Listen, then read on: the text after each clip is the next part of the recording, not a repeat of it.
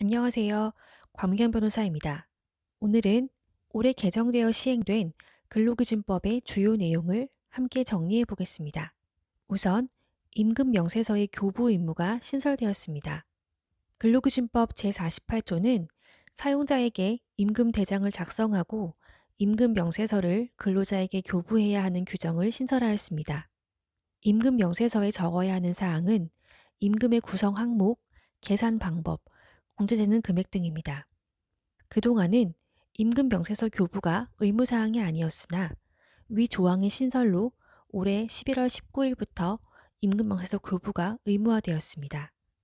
이는 근로자를 고용한 모든 사업장에 적용되는 사항입니다. 임금 명세서는 서면으로 교부해야 하는 것이 원칙인데 전자문서, 즉 이메일로도 가능합니다.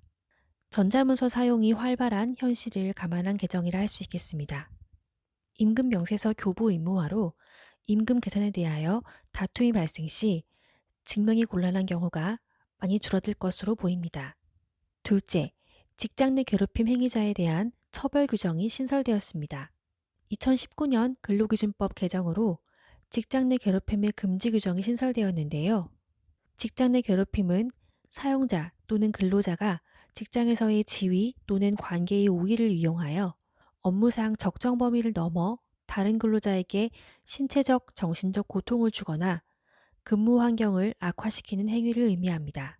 올해 개정으로 사용자가 직장 내 괴롭힘 신고를 접수하거나 인지했을 경우 지체 없이 사실 확인을 위해 객관적으로 조사를 실시해야 하며 사용자 등이 직장 내 괴롭힘 행위를 하거나 조치 의무를 이행하지 않은 경우 과태료가 부과되는 등 제재 규정이 신설되었습니다. 특히 괴롭힘의 행위자가 사용자이거나 사용자의 사촌인의 친족일 경우에 과태료 1,000만 원을 부과할 수 있게 되었습니다.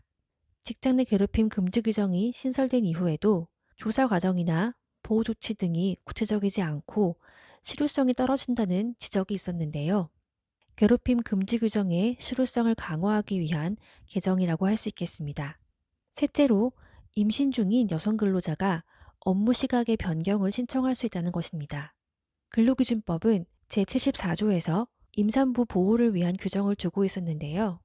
이번 개정으로 임신 중인 여성 근로자가 1일 소정 근로시간을 유지하면서 업무의 시작 및 종료 시각의 변경을 신청하는 경우 사용자가 이를 허용해야 한다는 규정을 신설하였습니다.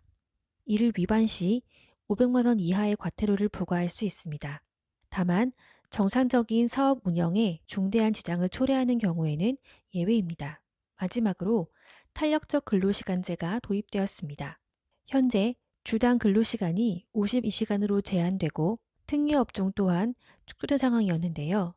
산업 현장의 근로시간 운영상 곤란 해소를 위해 사용자가 근로자 측과의 서면 합의에 따라 대상 근로자의 범위, 단위기간, 주별 근로시간 등을 정하면 단위기간 3개월 초과 6개월 이내에 탄력적 근로시간제를 도입할 수 있게 되었습니다. 또한 근로시간의 탄력적 운영과 근로자의 시간 선택권 중요성이 높은 연구개발 업무의 경우 선택적 근로시간의 정상기간을 3개월로 확대할 수 있게 되었습니다. 오늘은 2021년 올해 개정된 근로기준법의 주요 내용에 대해 함께 알아보았습니다. 감사합니다.